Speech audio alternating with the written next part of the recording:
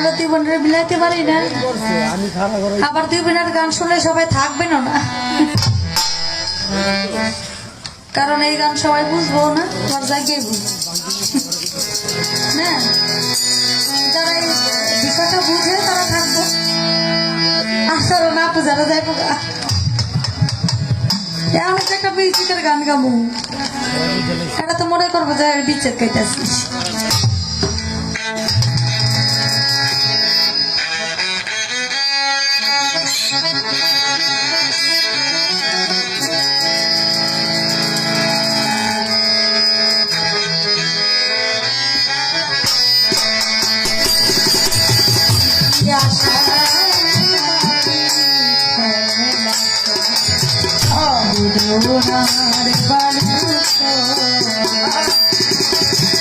নিয়তি আমার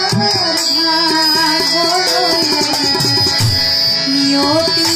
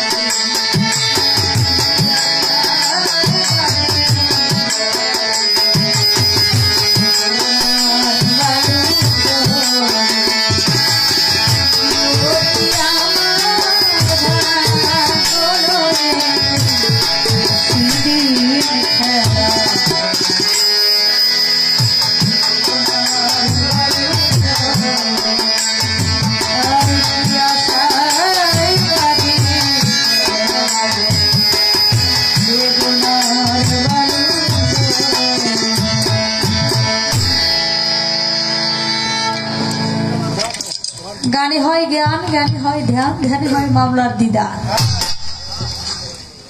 এই গান তাহের ভাই 500 বুঝতে পেরে যে 500 টাকা দিয়েছেন আপনার প্রতি সালাম। অনেকে তো বুঝেই নাই কি গান গাইতেছে, অনেকে গেছে।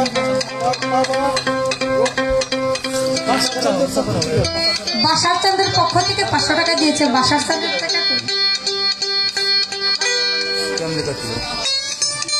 এই যে গান হতেছে, এটা অনেক বড় বিষয়। আমরা আসার আগে ঘুমাইছি ইচ্ছা মতন, আজকে কইছে আপনি ঘুমাইবেন না।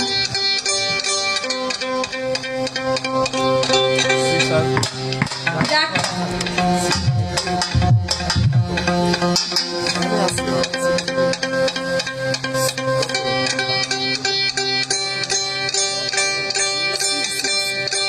আমি একটা প্রশ্ন করেছিলাম মোর বোনকে, আমার না করলে আর কারে কইবেন? হ্যাঁ ঠিকই, আপনারা কোনো না শরীয়তের পাল্লাটা তো আর কেউ নেয় নাই। আপনি নিছেন, আপনারা না করলে কারে ঘুমো? আপনি আজকে শরীয়তের আলেম নি, আর আমি মারিফতের ফকির নি। হ্যাঁ,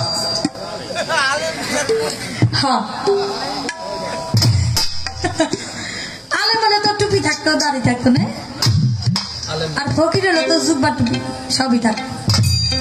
যেহেতু সে আজকে আলেম নি, আমি আজকে ফকির নি। আবার যেহেতু তসবি টসবি নাই, আর কে চুপা টুপা নাই, আমি ফকির না, ফকির নি।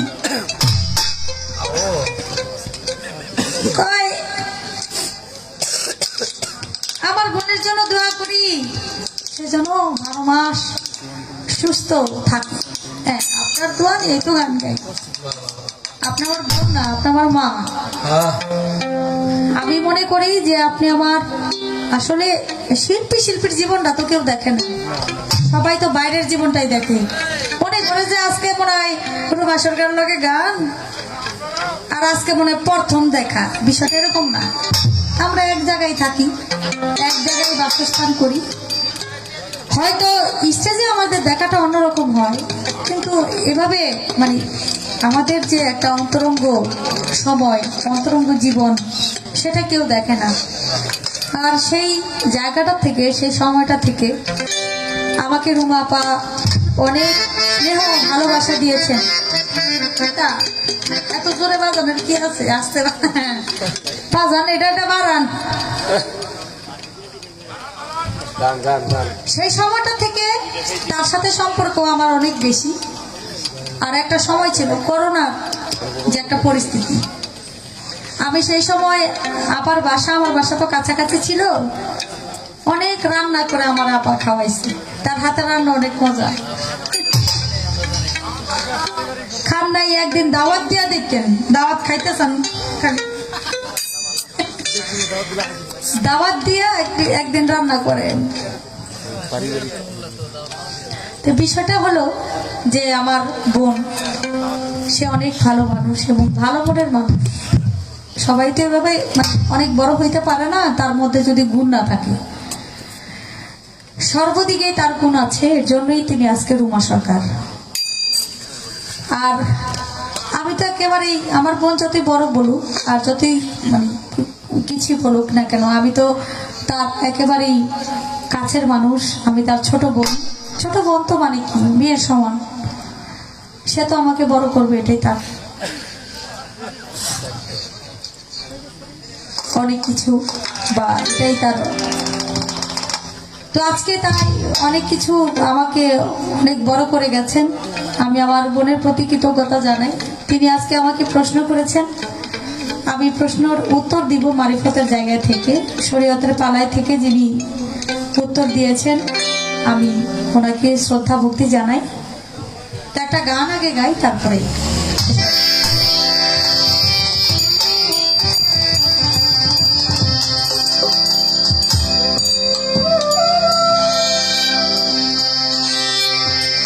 ওরে জোর করিয়া খুঁজতে গেলে হাতের মরণ জানা। ওরে জোর করিয়া খুঁজতে গেলে হাতের মরণ জানা। কেউ বুঝিতে পারে পারে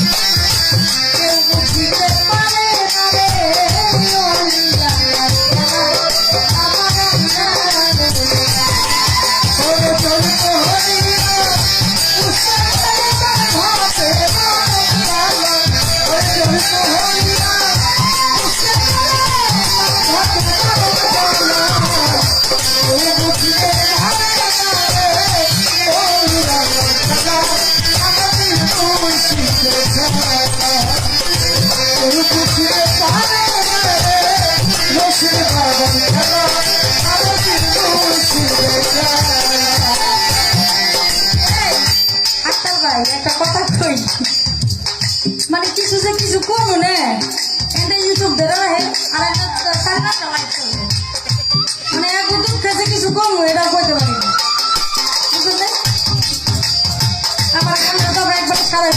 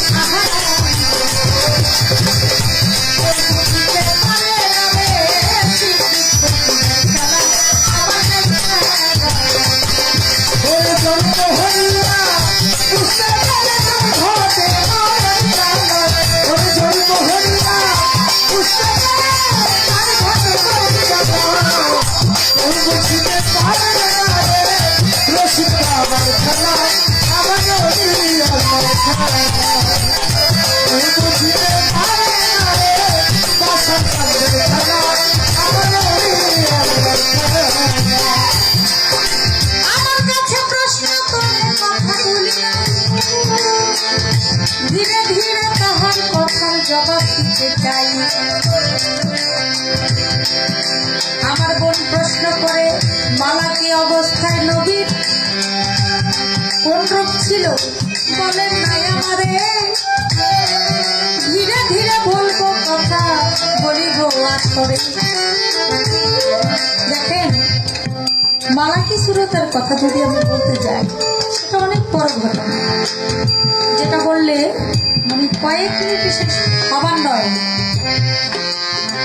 আপনারা জানেন, মক্কা থেকে দয়াল নবী যখন হিজরতে যায় মদিনায়, আবু বকর সিদ্দিক আমার দয়াল নবীর পাশে ছিল, সাথে ছিল, মাওলা আলী সাথে ছিল।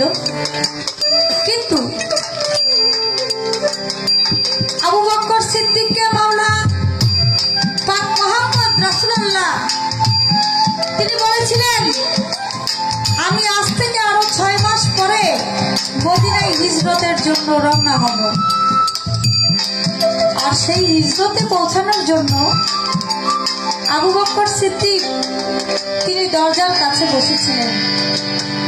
কাফেরদের অত্যাচারে যখন আমার দয়াল নবী মক্কা থেকে মদিনায় যায়, মদিনা যাওয়ার পথে আবু বকর সিদ্দিকের বাড়িতে যখন রওনা হয়, তখন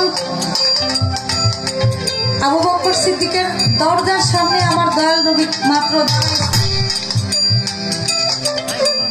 আর আবু বকর সিদ্দিক বুঝতে পারলো যে আমার দয়াল নবী আসছে। দরজা খুলে দিল আর বলল যে দয়াল নবী আপনি আসছেন? আমার দয়াল নবী বলল, আবু বকর, আমি যে এই দিনে এই সময় আমি আসবো আপনি জানেন কিভাবে? বললো যে আজ থেকে 6 মাস আগে যখন আপনি আমাকে বলেছিলেন যে মক্কা ছেড়ে আমাদের মদিনায় যেতে হবে হিজরতে, সেদিন থেকে আমি আপনার অপেক্ষায় আছি। আর আমি এই দরজার মধ্যে কান পেতে আছি কখন আপনি আসবেন। গুরু ভক্তের যে কি একটা বিষয়, যে আপনি কখন আসবেন সেই অপেক্ষায় আমি দরজার মধ্যে কান পেতে আছি। আর আমার দয়াল নবী যখন দরজার সামনে হাজির হলেন, আবু বকর সিদ্দিক দরজা খুলে দিলেন আর দেখে আমার নবী বলে, আবু বকর, তুমি জামা গায়ে দেওয়া তৈরি হয়ে আসো, তুমি কিভাবে বুঝলা যে আজ থেকে 6 মাস আগে যখন আপনি আমাকে বলেছিলেন যে আমাদের মক্কা থেকে মদিনায় যেতে হবে, সেদিন থেকে আমি জামা গায়ে দেওয়া তৈরি আছি। আমার নবী করিম হযরত মুহাম্মদ সাল্লাল্লাহু আলাইহি ওয়াসাল্লাম বিসমিল্লাহ বলিয়া সূরা ইয়াসিন পাঠ করে যখন ধুরাতে ফুঁক দিয়া দিল, কাফেররা চারদিকে, ঘরের চারদিকে ঘোরাফেরা করতে লাগলো। আমার নবীকে বন্দী করবে, মাওলা আলীকে বন্দী করবে, আবু বকর সিদ্দিককে বন্দী করবে। আবু বকর সিদ্দিক বলে, আমি আপনার সাথে যাব। মাওলা আলী বলে, আপনার বদলে আমি এই ঘরে ঘুমায়া থাকবো, দেখিয়ে আমাকে হত্যা করে। আবার দয়াল নবী সূরা ইয়াসিন পাঠ করে কাফেরদের সামনে দিয়া যায়। কাফেররা দেখতে নাই, একটা গানের মধ্যে আছে, ইসলাম করিতে জানি কত কষ্ট পাই রে, নয়ন জলে নবী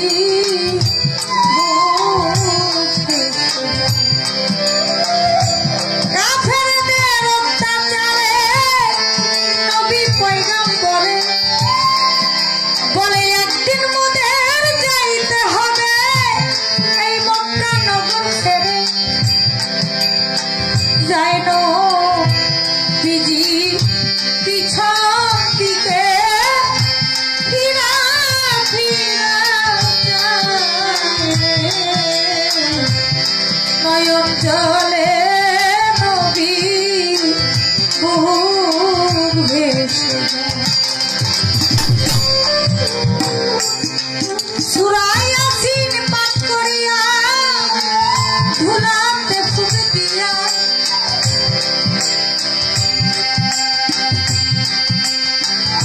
যায় নবীজি সামনে দিয়া, ধুলাতে ফুঁক দিয়া কাফেরের সামনে দিয়া যায় নবীজি, কাফেররা দেখিতে না পায় রে, নয়ন জলে নবী বুক ভেসে যায়।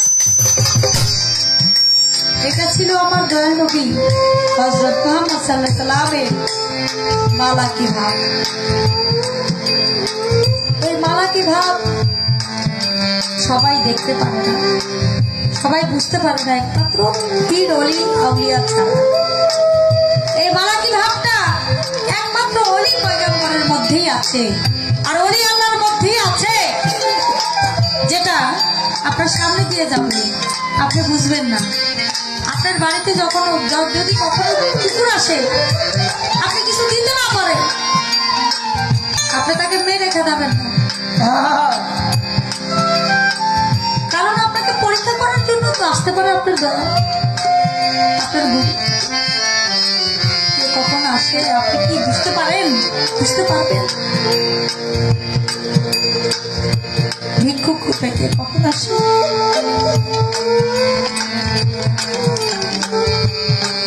আমার জীবনে আমি এমন একজন মানুষকে হারিয়েছি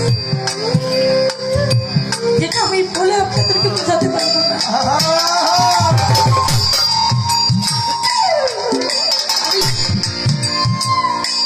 ছোটবেলায় বাবা মায়ের কাছে মানুষ হয়নি, মানুষ হিসেবে আমার নানা নানির কাছে। আর যে নানা আমাকে মাথায় রাখে নাই, উকুনে খাবে, মাটিতে রাখে নাই, পিঁপড়ে খায়, লেখাপড়া শিখাইছে। মাত্র 3-4 হাত দূরে আমাদের স্কুল, প্রাইমারি স্কুল। আমি সেখানে ওই যে দূর থেকে ছেলেমেয়েরা টিফিন নিয়ে আসে না, আমি আবদার করে টিফিন নিয়ে যেতাম, অথচ আমার বাড়িতে আসতে 2 মিনিটের সময় লাগে না। আমার নানা আমার নানিকে বলতো, এই আমার নাতি যেটা দিয়ে ভাত খাইব এটা দিয়ে দিস।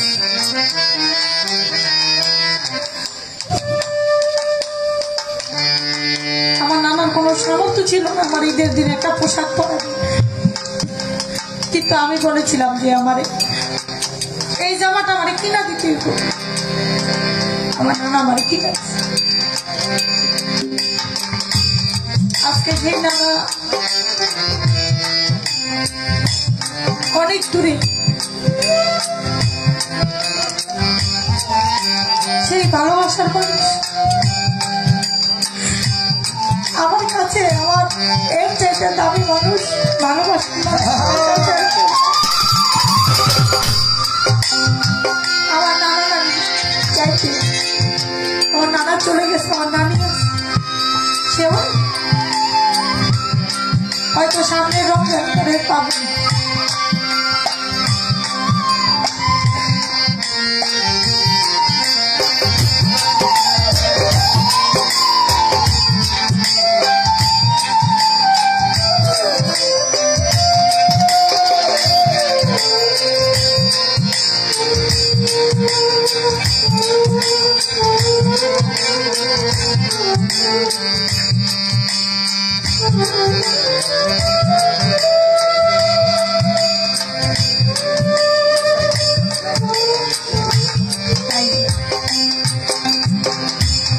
ভালোবাসার মানুষ যার যার প্রিয় মুর্শিদ, বাবা মা, ভাই বোন, আত্মীয় স্বজন, যার যার প্রিয় মুর্শিদ হতে পারে। আজকে হয়তো আমি গান গাইতে গিয়ে আমার মনের কথার জবাব দিতে গিয়ে আমি আবেগে আপ্লুত হয়ে গেছি।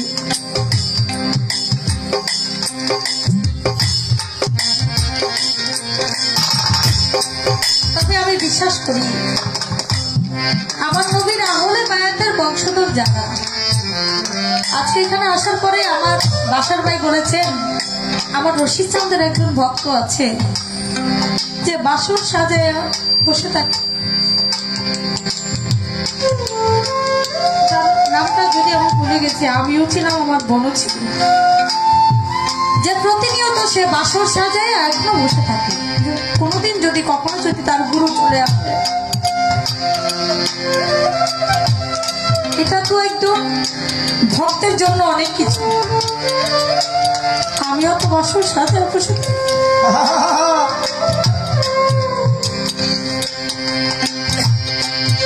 আমার প্রাণের বান্ধব,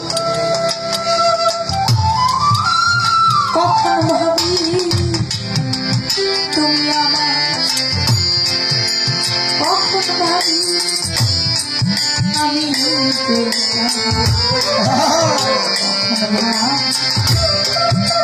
হৃদয় বিনা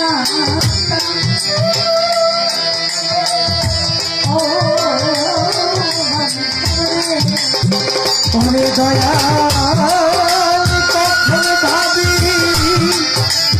আমি তোমার, কখন ভাবি তুমি আমার, কখন ভাবি হৃদয় বিনা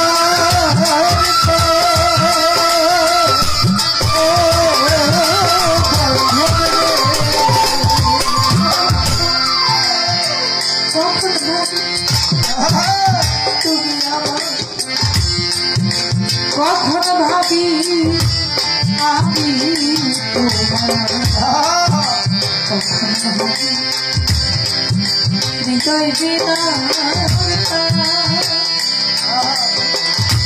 ও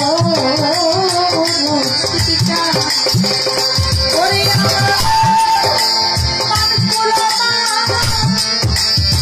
সকল দিয়া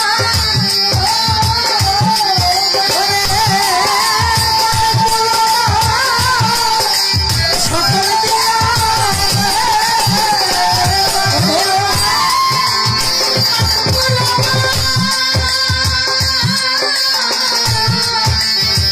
সকল দিয়া দিলা বলে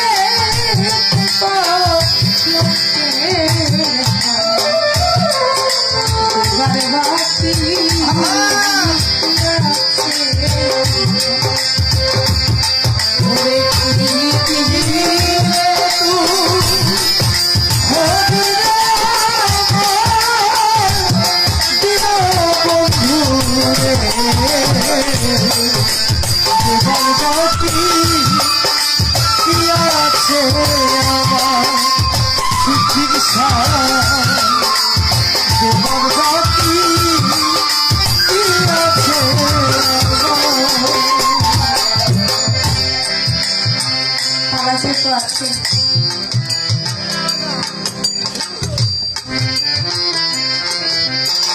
একটা কথা না রাখছি, আপনারা জানাই আছে। দেখেন একটা আম গাছে যত ফুল আসে তত কিন্তু আম জানে না। একটা বাগানের মধ্যে হাজার হাজার মানুষ আসে, প্রথম থেকে শেষ পর্যন্ত তারা থাকে না। কেউ আসে দেখার জন্য, কেউ আসে দুটা কথা শোনার জন্য, আবার কেউ আসে দুটা গান শোনার। যারা প্রথম থেকে শেষ পর্যন্ত থাকে তারাই হলো বাউল গানের শ্রোতা। এই ধৈর্য শক্তি সবার নাই। আমরা মনে করি আপনারা যারাই আছেন যদি দুজন থাকে মনে করবো এরাই আমাদের বাউল গানের শ্রোতা।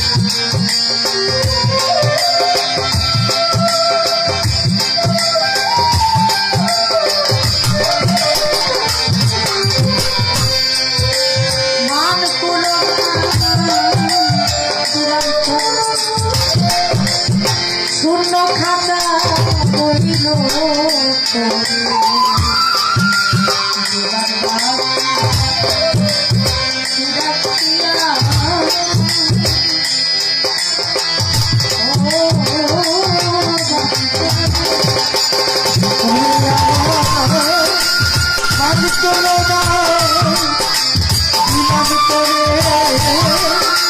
শূন্য খাতা রইল পরে তোমার বাকি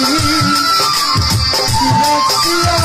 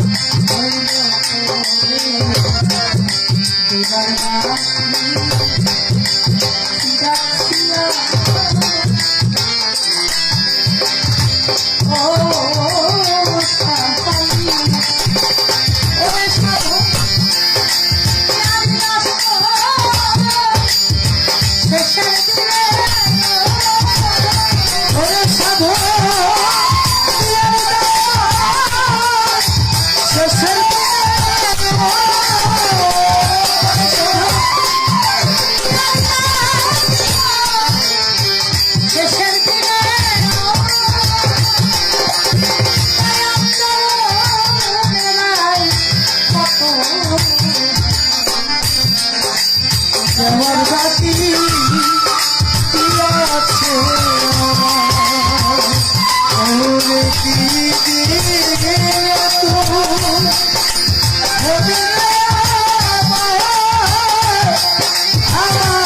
শিরটা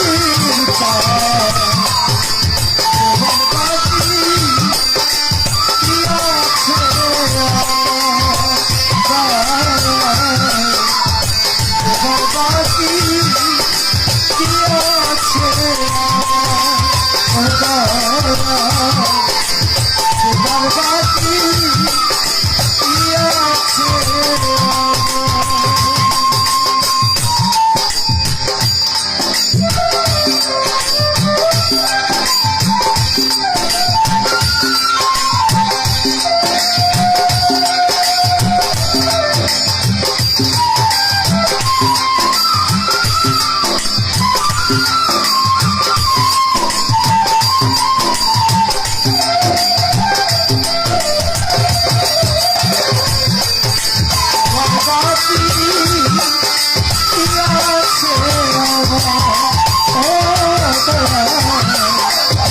আমার বাকি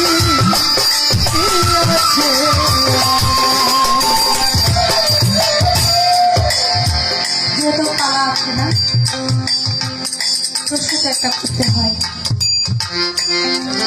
আমি আমার ছোট করি, একটা প্রশ্ন করি, আমার বোন যেন দাঁড়াতে পারে। শরীয়তের আমার একজন আলেম ছিল, সে এমন একটা কর্ম করতে পারে নাই যার জন্য সে শরীয়তের আলেম হয়েও তার শরীয়তের খাতায় নাম লেখা হয়। সে কিন্তু শরীয়তের আলেম, কিন্তু তার শরীয়তের খাতায় নাম লেখানো হয় নাই একটা কর্মের জন্য।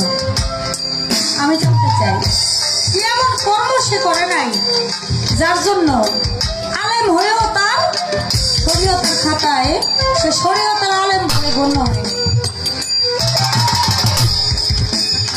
এটা আমি জানতে চাই আমার বোনের কাছে। একটাই প্রশ্ন,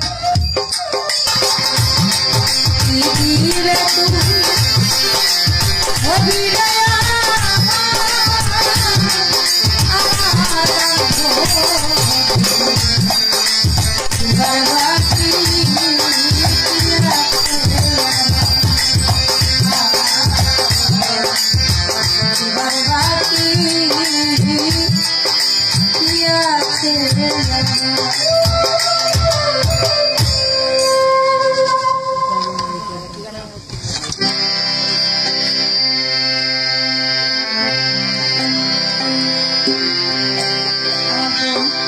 সরকার 500 টাকা দিয়েছে। সজল ভাই আমাদের সজল ভাই সেও 500 টাকা দিয়ে দোয়া করছে। দয়াল আমার এই পথে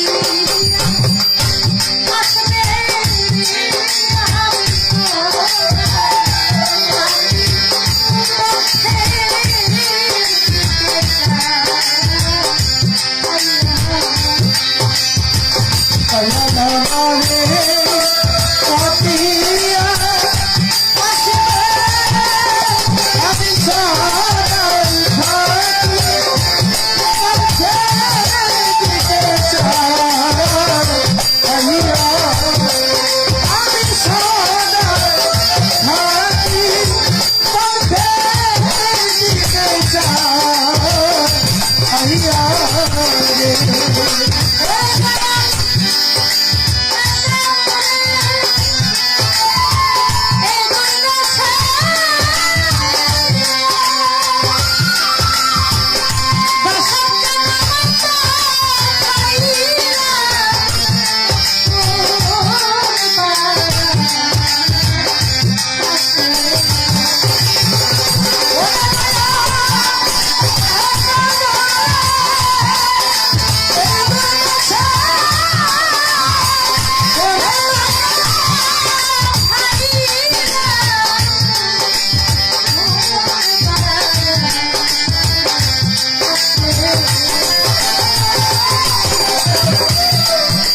তুমি রইলা বুকে পাশা তুমি রইলা বুকে পাশা দিয়া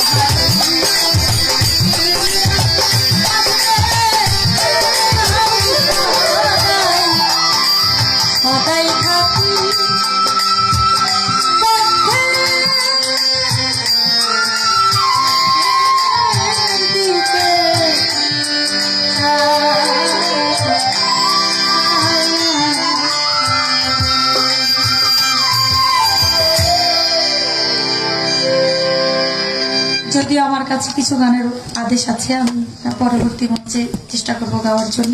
ধন্যবাদ সকল।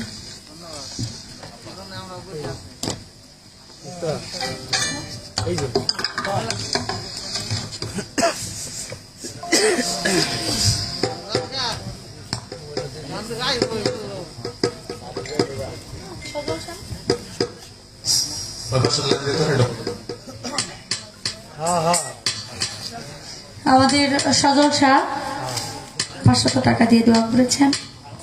গানের মধ্যে আমার ভাই, সেও টাকা দিয়েছেন। আমার বোন শিমু সরকার, সেও টাকা দিয়ে দোয়া করেছেন। অনেকে অনেকগুলো টাকা দিয়ে দোয়া করেছেন। আমি সবার প্রতি সালাম ভক্তি জানাই।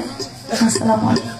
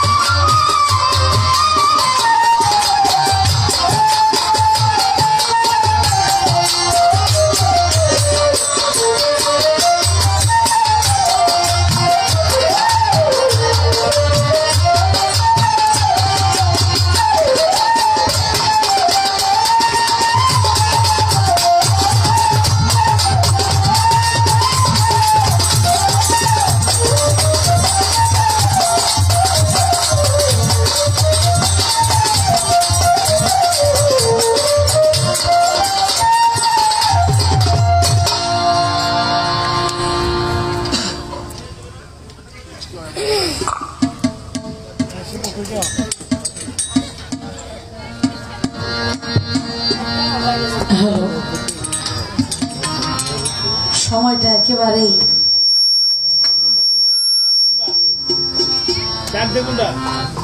হ্যালো, সমস্যা কোনটায়? এভাবে রাখে না, আর যেন হাত না দেন। এবার হ্যাঁ,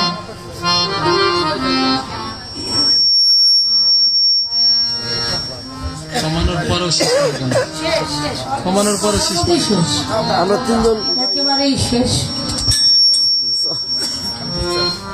আহারে জানাবে মিষ্টি খা কি করবো, হ্যাঁ তো মিষ্টি খাইবো না।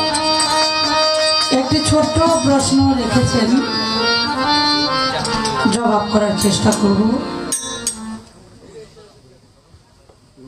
মজার সুরে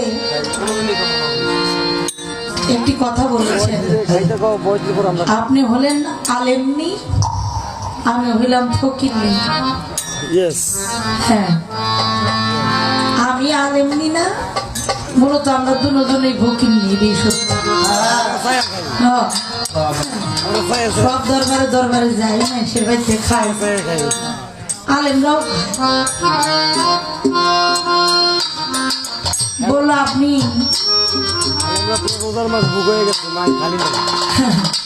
আমার বোন নয়, আমার মা। এত বড় জায়গায় যাওয়ার মতো কাজ আমি করি নাই। যে নিজে অনেক বড়, সে আরেকজনকে অনেক বড় জায়গায় রাখবে, এটাই তার কাজ। তবে একটি কথা বলি, কারোর সাথে আপনার যোগাযোগ নাই, যাকে ভালোবাসেন, মাসে 6 মাসে বছরে একদিন কথা হয় না, দেখাও হয় না, কিন্তু দূর থেকেই শুভকামনা, যেখানেই থাকো ভালো ভালো থাকো। বাবা, যারা কাছে থাকে, যাদেরকে নিজের উপার্জন করা টাকা, পরিশ্রমের টাকা খাওয়ান, একটা সময় তারাই আপনার উপরে আঙুল তোলে। সংসারের জন্য জীবনটা শেষ করে দিবেন, ঘরের স্ত্রীও বলবে তোমার কাছে এসে শান্তি করবে। সন্তানের স্বার্থে আঘাত লাগলে বলবে খাওয়াইতে পারো না, পড়াইতে পারো না, তবে জন্ম দিয়েছিলে কেন?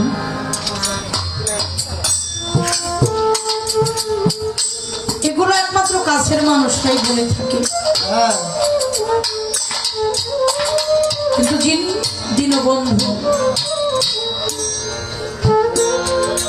সে কাছে না গিয়েও দূর থেকে, কোনো চাওয়া নাই, কোনো পাওয়া নাই, কোনো স্বার্থ নাই, বিনিময়ে তুমি ভালো থাকো, তুমি ভালো থাকলে আমার ভালো লাগে। দেখেন বাবা, যেটা খাটো দড়ি, এটা কখনোই টেনে বড় করা যায় না, যায় না। আমি যা, আমি তাই। বরঞ্চ আমি যদি কারো ভালোটা দেখে ঈর্ষান্বিত হই, আমার যত ভালো আছে এগুলো সব ধ্বংস হয়ে যাবে।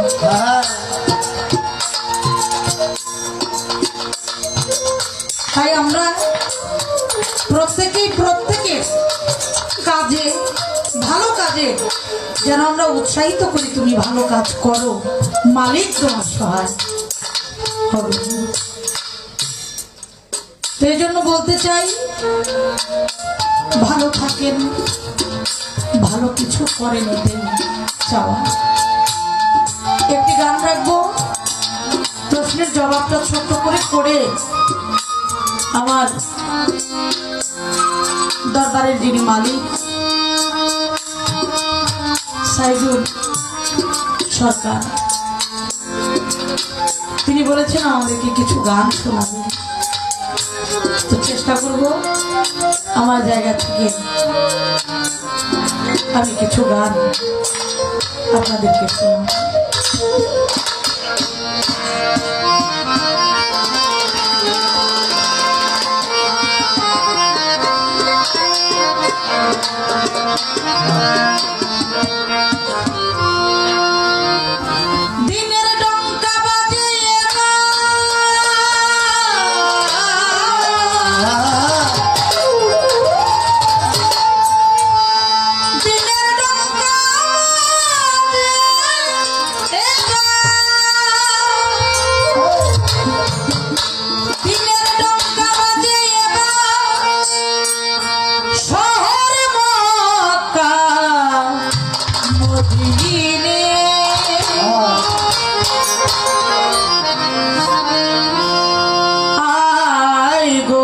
যাই নবীর দিনে আই গো যাই নবীর দিনে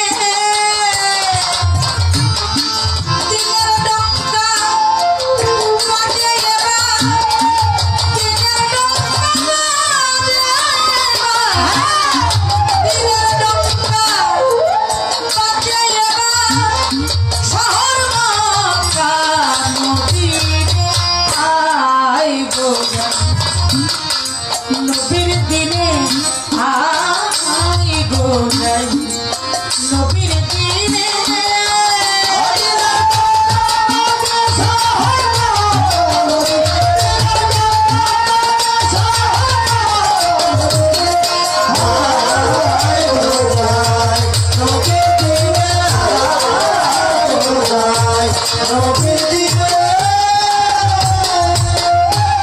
নবী দীক্ষা করি জাহের মাতুরে যথাযোগ্য লায়ক দেবে দীক্ষা করি নবী জাহের মাতুরে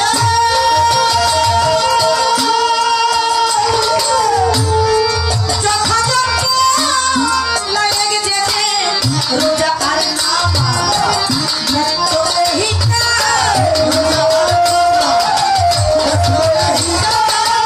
রোজা আর নামাজ দেখতো হিতা গুপ্ত পথে মিলে ভক্তির সন্ধানে আয় গো নবীর দিনে আয় আয় গো নবীর দিনে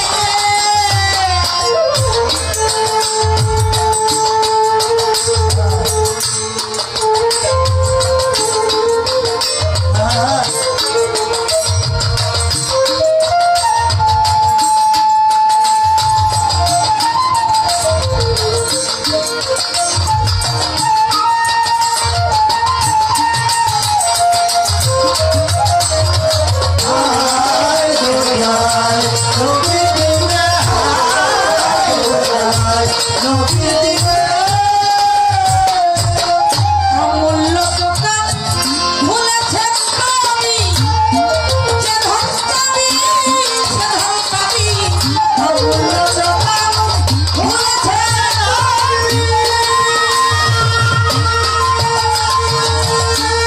যে ধন পাবি সে ধন পাবি বিনা করির ধন বেঁধে দেয়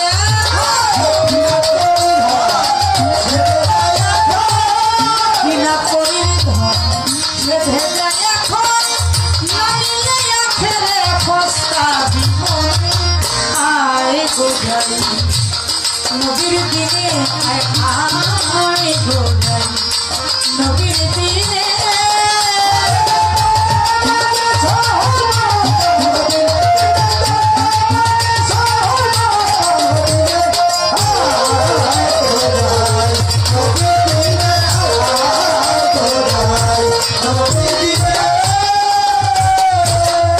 নবীর সঙ্গে ছিল ইয়ারি চারজন, চারজন কাঁদিল নবী, কান্না কোন জায়গা?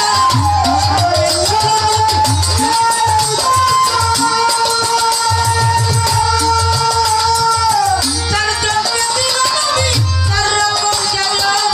নবী বিনা ভুল হলো চার মাসে। নবী বিনা ভুল হলো চাপালে নাচে মিলন করে করেছিলি আয় গো নবীর দিনে আয় গো নবীর দিনে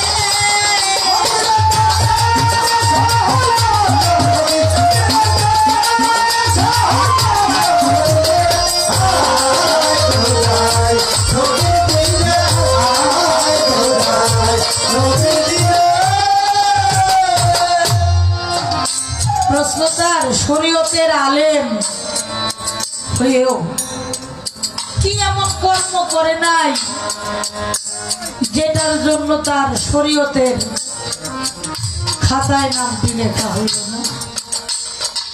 বাবা, শরীয়তের কাম যে করে তার নামটা শরীয়তের খাতায় উঠে না, এটা কেমন একটা ব্যাপার।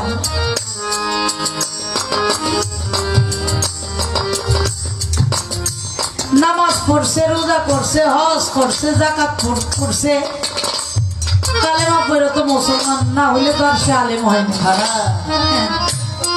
মুসলমান যে হয় মূলত আলেম, মূলত মাওলানা, এরা কারা এটাই আমরা চিনি না।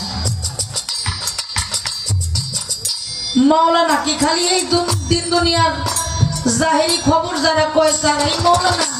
না, যারা জাহের বাতুন সব কিছুর খবর দিতে পারে তাদেরকে আলেম বলা হয়।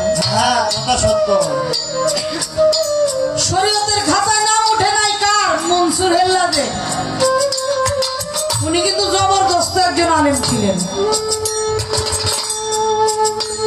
আপনারা জানেন মনসুর হেল্লাজ তার বড় বোন নাম তার আয়না বিবি। এই আয়না বিবি রাত হলে ঘরের বাইরে চলে যেত। মানুষ দেখে ঘরের বাইরে যায়, গভীর রাতে একটা মেয়ে মানুষ কোথায় যায়? এখনো তো রাতের 10টা, 11টা, 12টার পরে কোনো মেয়ে মানুষ যদি রাস্তায় থাকে মানুষ তারে ভালো মনে করে না। করে বাবা? করে। গ্রামের মধ্যে একটা জপনা হয়ে গেল। মনসুর এত বড় একজন মাওলানা, আর মাওলানার বোন রাত্র গভীর কালে বের হয়ে যায়। কোথায় যায় এই খবরই তো রাখে না। মনসুর হাল্লাদরে বলছে, মনসুর তুমি একজন মাওলানা মানুষ, একটা কথা বলতে ইতস্তবোধ মনে করতেছি, যদি অভয় দেওয়া বলতাম। বলে বলো। বলে তুমি একজন মাওলানা, তোমার বড় বোন আয়না রাতের গভীরে বাইরে চলে যায়, কোথায় যায় খবর রাখো। এটা কিন্তু ভালো কথা না, মেয়ে মানুষ বাইরে থাকা ভালো না। শুধু তাই নয়, সারা রাত বাইরে থাইকা সকালবেলা ঘরে আসে, এটা কোনো ভালো মেয়ে মানুষ হইতে পারে? তুমি একটু ব্যাপারটা দেখো। মনসুর হাল্লাদ বলে কি, আমি একজন আলেম মাওলানা, এত মানুষকে দিনে দাওয়াত দেই আর আমার ঘর সামলাইতে পারি না, এটা লজ্জার ব্যাপার। আরে মনসুর হাল্লাদ কয়, দেহি আমার বোন কই যায়। রাইতে ঘুমায় নেই, চুপ করে রয়েছে। বোন রাতের গভীর হয়ে গেছে, ঘর থেকে বের হয়ে গেছে। মনসুর হাল্লাদ তার পিছু নিয়ে দেখে বোন জঙ্গলের মধ্যে ঢুকে গেছে। সেও জঙ্গলে ঢুকছে। জঙ্গলে ঢুকে দেখে বোনকে আর খুঁজে পায় না, কোথায় গেল? এতক্ষণ তো আমার সামনেই ছিল, এখন দেখি না গেল কই। আচ্ছা দেখি একটা উঁচা জায়গার মধ্যে দাঁড়াইয়া, আমার বোন গেল কই? উঁচু জায়গার মধ্যে মানে গাছ বেয়ে গাছের একটি ডালার মধ্যে বসলো। দেখে উনি যে গাছের ডালায় গিয়ে বসেছে, ওই গাছের গোড়ার মধ্যেই ওনার বোন বসেছে, আরো 12 জন সাথে নিয়ে। বোনের দিকে তাকিয়ে বলে, আহারে বোন, ভাবছিলাম কোন একজন পুরুষের সাথে তুমি প্রেম করো, আজকে রাতে তোমাদেরকে হাতে নাতে ধরে সকালে একটা বিবাহ ব্যবস্থা করে দিতাম, কিন্তু বোন তো আমার এক বেটার সাথে কথা বলে না। বোন কি 12টা বেটার সাথে কথা কয়? এই 12 জনের সাথে আমি কেমনে কাজ করো? খারাপ হয়েছিলি, এত খারাপ হইবি এটা আমার জানা ছিল। আচ্ছা দেখি কি করে। আজকে হইলে বইনে থাকবো, নইলে আমি থাকবো, কারণ এই বোন তো আমি ঘরে নিতে পারবো না, আমি সমাজে মুখ দেখাইতে পারবো না। কালকে বইনেরে কুচি কুচি করে কাইটা নদীর মধ্যে মনস্থির করেছে। দেখে আয়না বিবি ওই 12 জন অলির সাথে কথা বলি। হ্যাঁ আল্লাহ পাকের ইবাদতে মশগুল হয়ে 12 জন অলির সাথে তারাও সেজদায় রত হয়ে মালিকের দিদারে চলে গেছে। সুবহানাল্লাহ। সেজদা উঠায় না, আমার আল্লাহ পাক খুশি হয়ে জিব্রাইলকে বলছে, জিব্রাইল আমার প্রিয় বান্দাগুলি সারাটা রাত আমাকে ডাকতে ডাকতে আমার জন্য কাঁদতে কাঁদতে ওরা ফানা হয়ে গেছে। আরে আমি আল্লাহ খুশি হয়ে গেছি। যাও, সারাটা রাত যে ওরা ইবাদত বন্দেগী করেছে এর বিনিময়ে একটা তদারকের ব্যবস্থা করে দাও। সুবহানাল্লাহ। খাবার নিয়ে যাও আমার অলিদের জন্য, তারা যেন না খেয়ে বাড়িতে ফিরতে না পারে। কারণ আমি আল্লাহর দরবারে যদি কোনো বান্দা কাঁদে আমি তাকে কখনোই খালি হাতে ফিরাই না। আল্লাহ বেহেশত থেকে খাবার পাঠাই দিছে 13টা প্লেট, 13 জনের ভাগ করে খাবে। 13 জনের হাতে ভাগ হয়ে গেছে। দেখে একটা থালা বাড়তি হয়ে গেছে। হ্যাঁ বলে কারণ কি? মানুষ 13 জন কিন্তু খাবার 14টা ভাগ হলো। কারণ কি? 12 জন অলি বলে, আয়না বিবি আমরা যখন ইবাদতে মশগুল ছিলাম তোমার ঘরে একজন আলেম মাওলানা, সে হলো তোমার ভাই মনসুর, সে তোমার পিছু নিয়ে এই জঙ্গলের মধ্যে আসছে তুমি কি করো এটা দেখার জন্য। সে সারাটা রাত সে দেখো গাছের আগায় বসে আছে, তুমি আমাদের সাথে কি করো এটা দেখার জন্য। আমরা যে ইবাদত করছি বন্দেগী করছি এটা ওই দেখছে না, ও যে দেখেছে এটাতে ও শামিল হয়েছে। তাই আল্লাহ পাক খুশি হইয়া প্রত্যেক দিন 13টা দেয়, আজকে 14টা পাঠিয়ে দিয়েছে। সবাই বলি সুবহানাল্লাহ। সুবহানাল্লাহ। বাইরে কয় আয়, ভাই আমার দেখে বলাইছো, দেখছি আয়।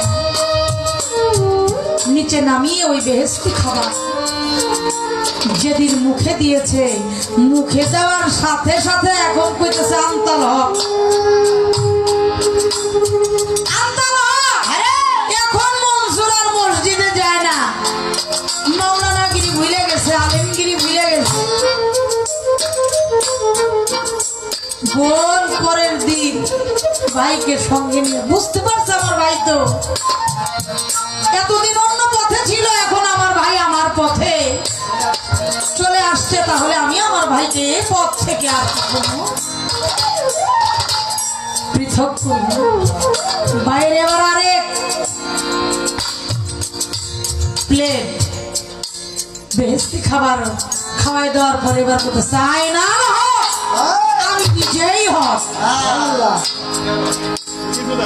সমস্ত আলেমগিরি মৌলানাগিরি বাদ দিয়া ফকিরের খাতায় নাম লেখেছে। আলেমের খাতা তো আগেই নাম উঠছে। যদি তা না হইতো নিজের সেরিচ্ছত এই কলাটারে কাটানোর জন্য সবার কাজী কইছে 101 জন মৌলানার সই রাখবো।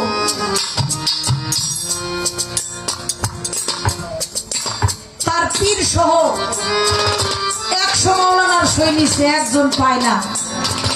বলছে সরার কাজী 100 মৌলানার সই নিছ, আর একজন মৌলানার সই লাগতো তো, আমিও তো শরীয়তের একজন মৌলানা ছিলাম, আমি সই করে দিই। তাড়াতাড়ি আমার কল্লা কাট কাইটা তোর মনের জ্বালা দূর করে দে। তার নিজের মৃত্যুর সনদের মধ্যে সে নিজেই সই করেছে। আরে ওইখানে সই করছে আলেম হিসাবে, কিন্তু যার মাথাটা কাটা হয়েছে ওটা হলো ফকিরের মাথা, ওটা আলেমের মাথা না। শরীয়তের মনসুরকে আপনারা জানেন শুলে চড়াইছে, তার শিরচ্ছেদ করেছে, তারপরেও ক্ষান্ত হয় নাই তাকে কুচি কুচি করে কেটে জ্বালিয়ে পুড়িয়ে ছাই ছাই করে দিয়েছে। ওই ছাইও কয় আয়না আল্লাহ। অনেক বড় ঘটনা, বলতে গেলে আরো সময়ের দরকার। আমার পক্ষ থেকে আমি যতটুকু জেনেছি, যতটুকু পড়েছি, সেখান থেকে আপনাকে জবাব দেওয়ার চেষ্টা আমি করব।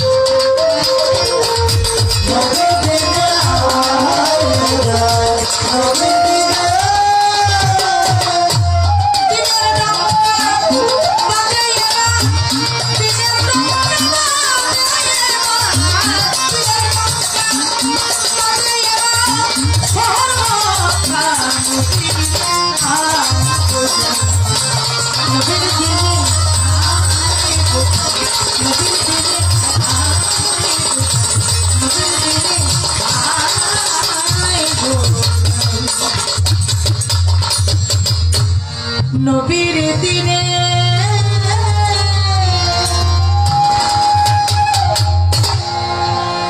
কারে যে গান শোনাইতেছি আমি বুঝতেছি না।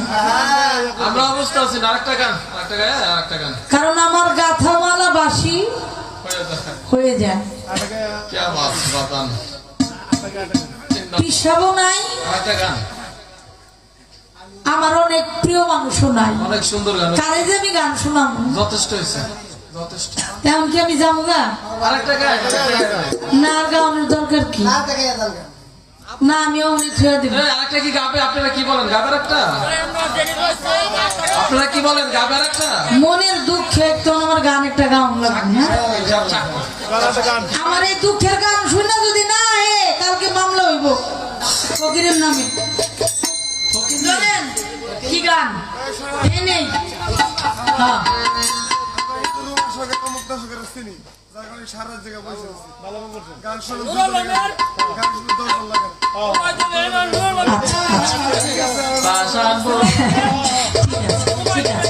ঠিক আছে, ঠিক আছে। রবি দুঃখ ভরা ব্যথা লইয়া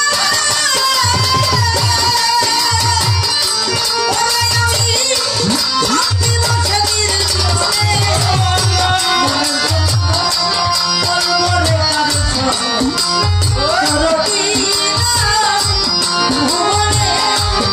মনের দুঃখ বলবরে আরে দুঃখ ভরা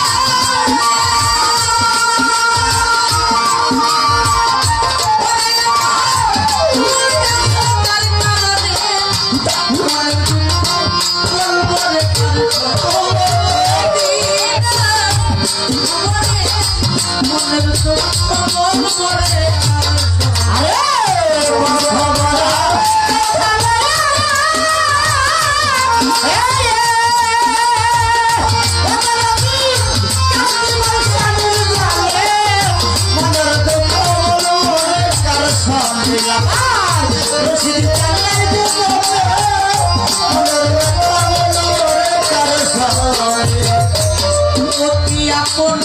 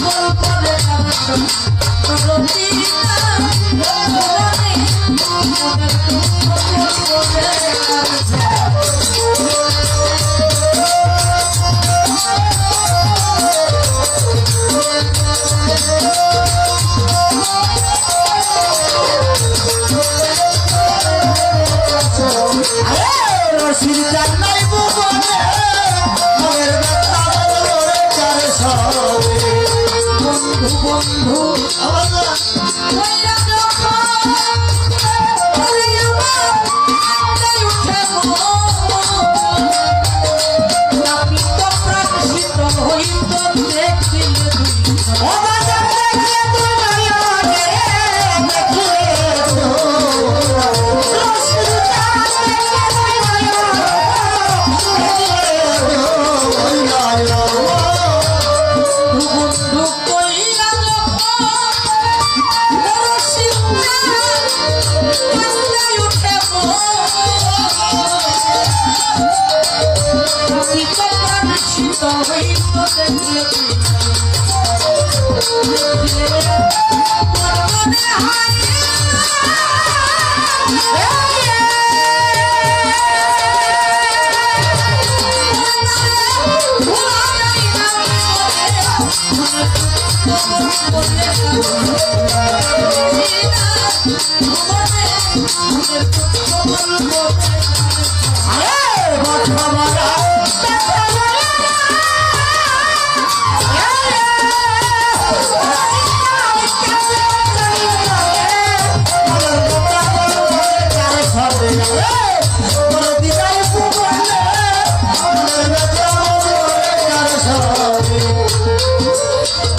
জীবনটার বিনিময়ে ওরে আমি পাইছিলাম এক সাথী সেও আমায় ছাইরা গেল কইরা দুপুইরা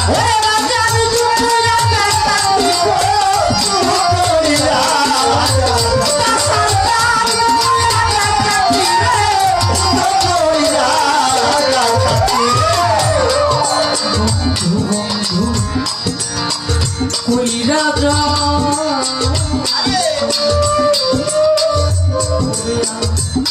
কান্দায় উঠে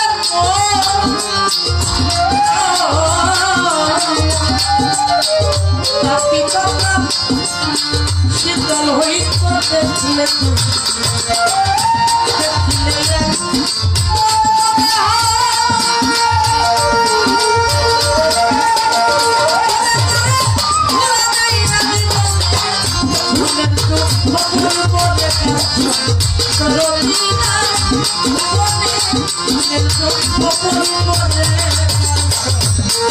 তাই ভুবনে মনের ব্যথা বলবো রে আমার যদি তাই ভুবনে মনের ব্যথা বলবো রে কার সবে জীবন চার বিনিময়ে রশিদ বাবা চাইছিলাম এক সাথী সেও আমায় ছাইরা গেল কইরা দুপুইরা ওরে বাজার দুপুরা দেখলাম গো হইরা ও বাজার দুপুরা দেখলাম গো হইরা ডাকাতে জীবনটার বিনিময়ে ওরে আমি চাইছিলাম সাথী সেও আমায় ছাইরা গেল কইরা দুপুইরা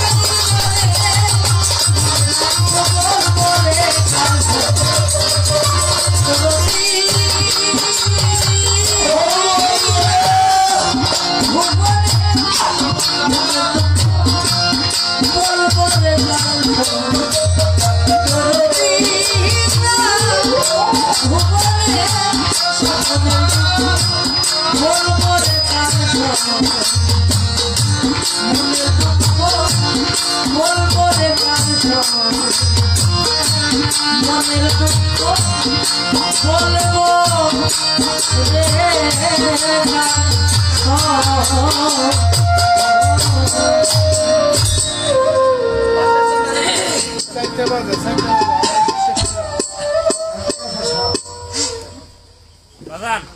আমার বাজান সজল সাহা আমাকে 500 টাকা দিয়ে দোয়া করেছেন। আমার নাজমুল বাবা আমাকে আরো 500 টাকা দিয়েছেন। আজকের যিনি আমার প্রধান শ্রোতা আমার মুক্তা সরকার আমাকে তিনিও 500 টাকার মাধ্যমে সম্মান জানিয়েছেন। সবার প্রতি শ্রদ্ধা সালাম জানাই।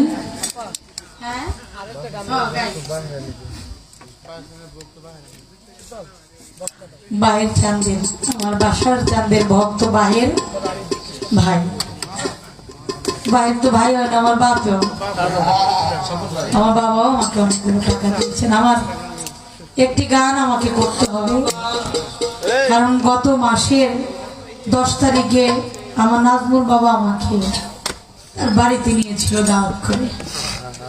একটি গানের জন্য আমাকে আদেশ করেছিলেন, আমি গাইতে পারি নাই। সে মানুষটা কোথা থেকে এখানে চলে আসছে, এটা না শুনেলে আমি ঋণী থাকি। আমি চেষ্টা করবো সে গানটি করার জন্য।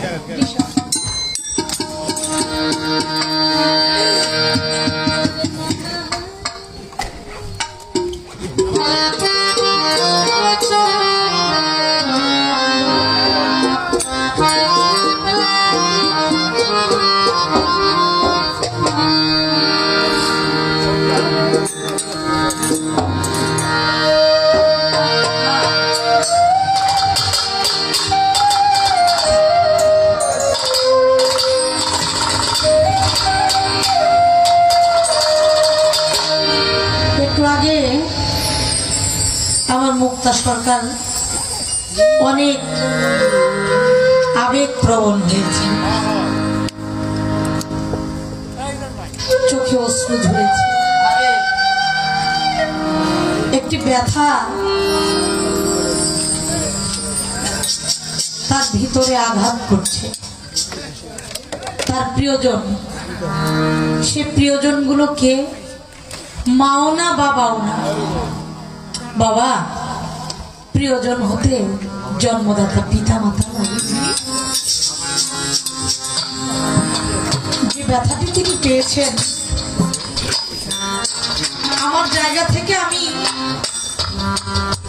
তার গান শুনে, তার কথা শুনে নিজেও একটা জায়গায় দুর্বল হয়ে গেছি। কিন্তু ভেবে দেখলাম ব্যথাটা পাওয়া একদম উচিত হয়েছে। এই যে ব্যথাটা তার ভিতরে আঘাত করছে, ভিতরে প্রিয়জনের জন্য চোখে অশ্রু বেয়েছে। একটা মানুষের সারাদিন যদি পিটায়, কিছু লোক আছে চোখ দিয়ে কিন্তু পানি আসে। আর এমন একটি প্রিয় মানুষের কথা মনে পড়ে গেছে, সে হাউমাউ করে গেছে। এই চোখের জলটা, এই আঘাতটা তাকে আরো অনেক নিয়ে গেছে। এজন্যই বললাম এই আঘাতটা পাওয়া তার জন্য আরো আগেই উচিত ছিল। অনেক দেরি হয়ে গেছে আঘাতটা পাওয়া। এই আঘাতে যেন শুধু দীনবন্ধুর কথা ভেবেই এভাবেই যেন চোখে অশ্রু বেয়ে পড়ে। কারণ তাকে বাঁচিয়ে রাখার জন্য এই চোখের জল আর এই যে বন্ধুর নাম প্রচার প্রসার করা, এটা যেন তার মুখে থাকে।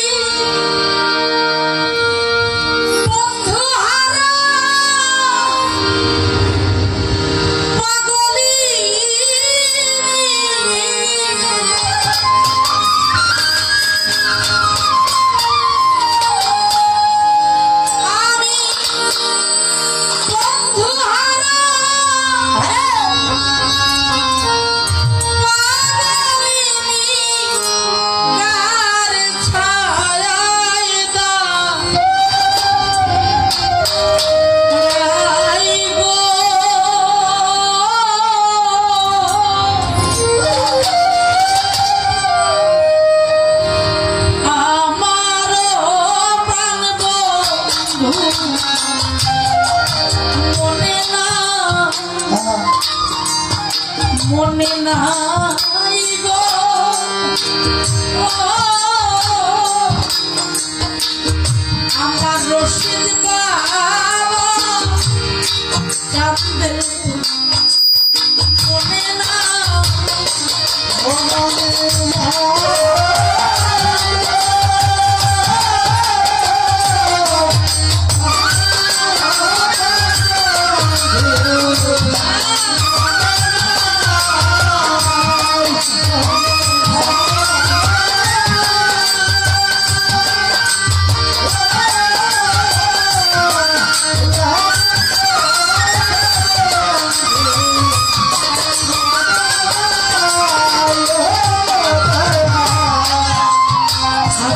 যদি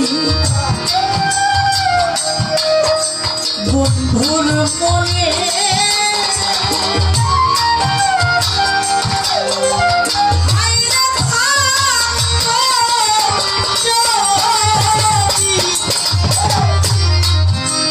রশিদ চাঁদের মনে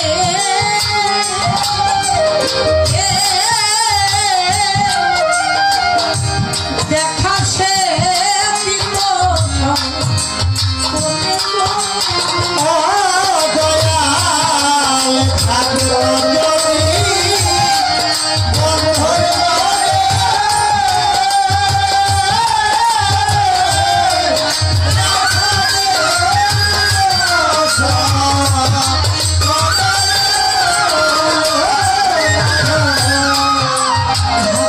যদি বন্ধুর মনে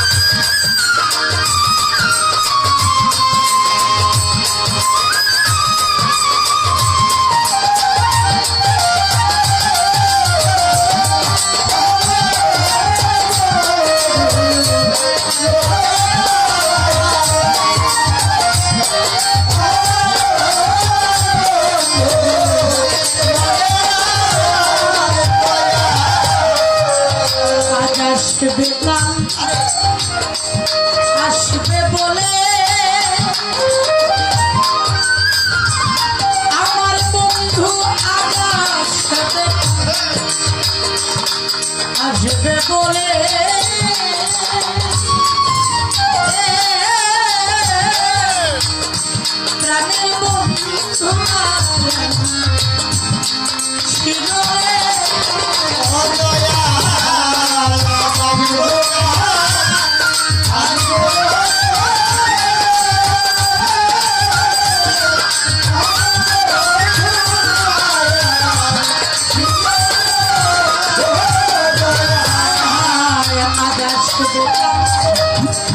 আসবে বলে প্রাণের বন্ধু গেল চলে গো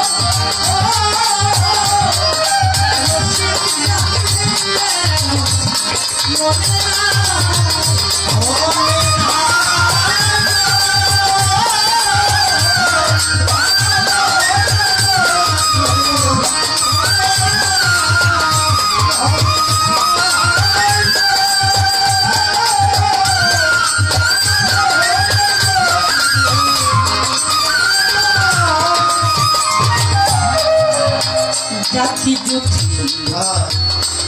বেলমালতি রসিদা জাতি আরে বেলমালতি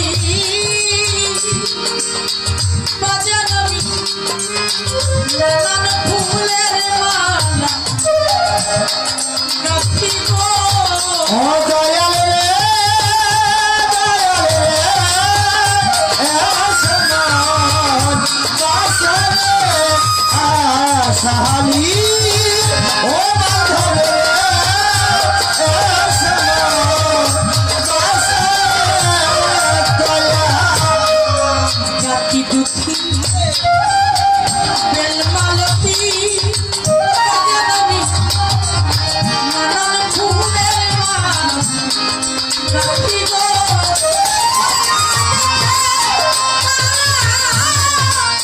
হইল জানা মায়ার গলায় পরাই গো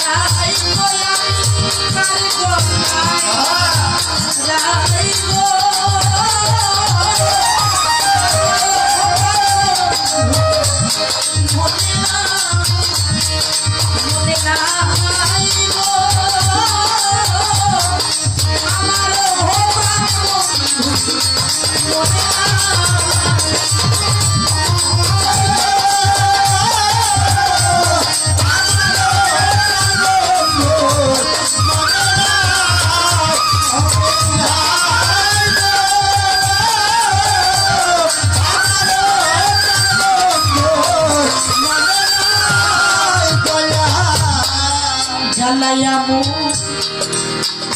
মেরো বাতি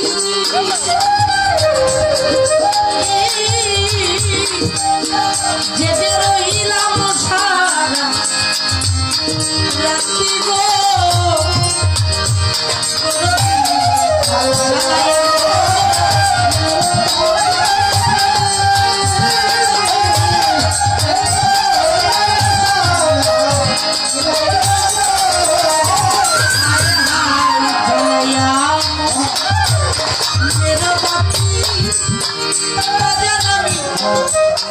জেগে রইলাম সারা রাত্রি গো আমার সুখে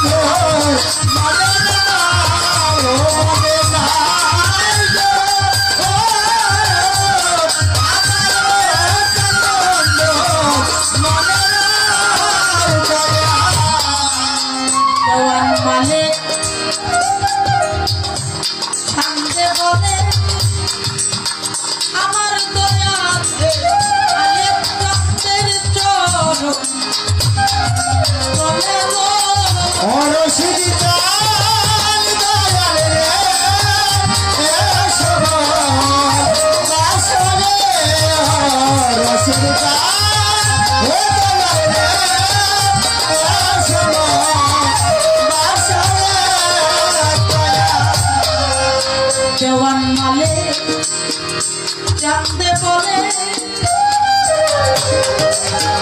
ওরে দয়া আলেম জানতে চল বলে গো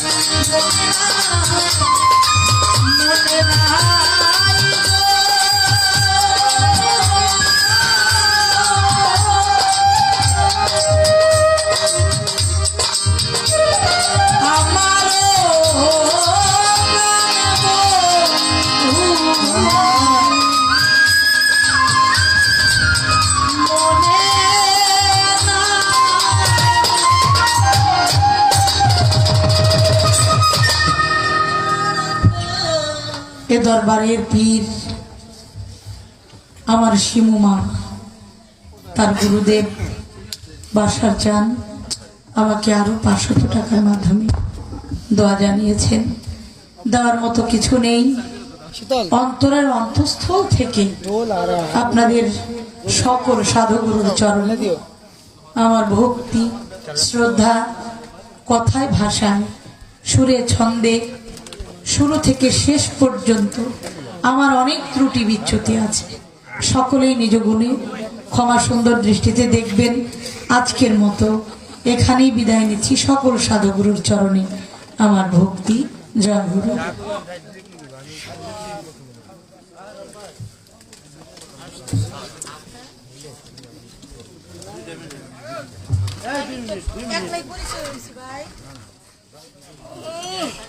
বৈরি গুছান কথা বলে